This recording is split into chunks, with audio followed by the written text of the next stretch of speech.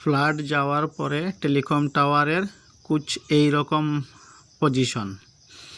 দেখো কি অবস্থা হয়েছে সাইটের। আমার সাথে দেখো, বেশি লম্বা ভিডিও না, কাজের ভিডিও কিছু দেখাইতাম না, খালি সাইটের অবস্থাটা দেখো কি পর্যন্ত কাদা বুকা জল ফ্লাড এসে কি অবস্থা করেছে। এই দেখো কি খাদা, এই সাইটটাতে কি কাজ করব বলো, আর কিভাবে কি নেটওয়ার্ক দেব, কতদিন বা লাগবে এই কাজে। অবস্থাটা দেখো কীরকম এসেছে বুকা, এই খাদা এত গাদা হয়েছে। ব্যাটারি ব্যাংক টোটালি কন্ডেম, পুরো খারাপ হয়ে গেছে ব্যাটারি, অবস্থা খুব শোচনীয়। ইন্সপেকশন করি আর কি করা যায়। ডিজেল ট্যাঙ্কি থেকে জল বাইরর, পুরা জলে জল, ডিজেল তো শেষ, জলের সাথে মিলে গেছে, এখন জলই আছে। ডে নাইট খুলে জল বার করা চলের, জলই বাইরিব আর কি বাইরিত। AMF প্যানেল জলে ডুবে গেছে।